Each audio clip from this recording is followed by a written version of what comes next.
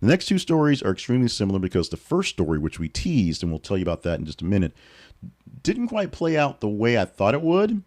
And it's probably played out exactly as you thought it was as well, because it seemed like it was shocking. It's not exactly as shocking as it could be, but it does have influences. And ironically, the next story is essentially the same sort of deal. Now, DoorDash is introducing a buy now, pay later option for its fast food, which is raising concerns with the economy. So there's a BNPL, buy now, pay later option on DoorDash, which uses the financial technology Klarma to let you get a little bit of a loan, buy it on credit, which is fine because you do that with your credit card anyway when you buy it in credit cards. This allows you to split an order into full payments or 4 interest-free payments over installments. And you can defer payments to align with your paycheck schedule. So if you got a big party coming up and you want to pay DoorDash to bring you the stuff, you can go ahead and do that and split it up later on. Or if you're just hungry for a burger, you can do it and say, yeah, I'll pay for it later. Now, the problem is, yeah, you already do this with your credit cards. That's understandable, and you probably shouldn't anyway. But it's a concern of financial experts about essentially getting a small loan to buy fast food. Critics argue that applying this option to small recurrent expenses may encourage overspending and lead to increased consumer debt.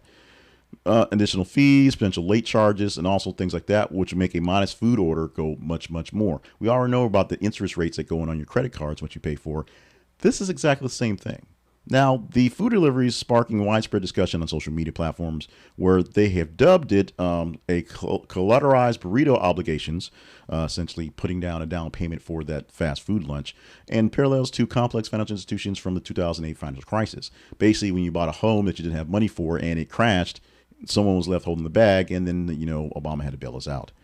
So DoorDash is looking at this as integrating more technology into its technology and doing more things to add to what's going on. Food delivery services, so retail services, grocery goods, things that aren't so much just small and cheap. You can buy it on buy now, pay later, and then do it just like you do with a credit card. Do with a credit account. And Klarma is going to take good care of both parties because they do.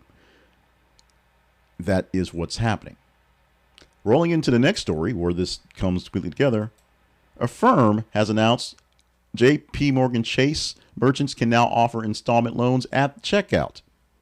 Yes. JP Morgan Chase is offering installment loans at checkout facilities. The collaboration enables U.S. merchants utilizing JP Morgan's payment system for Affirm to use a flexible payment loan plans for customers at point of sale. So same thing applies. Through this agreement, consumers can access loans ranging from $35 to $30,000, repayment terms spanning from 30 days to 60 months. Flexibility allows customers to choose payment plans that best suit their financial situations, potentially enhancing their purchasing power for both everyday items and specific purchases. So here's the thing. Their rival, Klarma, of course, has a partnership with Walmart, which got out of the partnership with Affirm, and they are doing the same things. A lot of things you buy off of Walmart Plus or you buy them online also has the option for Affirm now, once Klarma, to basically do a low-term loan for basic items.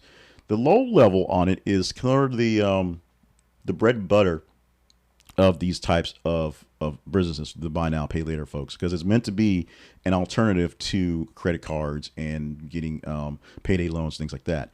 The merchants are integrating this into their services, and JP Morgan's point of sale services are going to opportunity to attract a broader customer base, that's what they say, provide diverse payment options for folks. So it's a good thing in a sense if you can pay it off, if you are responsible, if you can keep up with what's going on, and if you're not just buying $35 lunches over and over again to have these long, big expenses coming forward. There are, fees because it is a loan. It's interest in most cases. There are issues going along with it.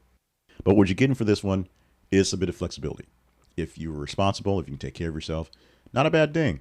If you're not so responsible and can't take yourself, it may become an issue. And that's what we're looking forward to the future of commerce.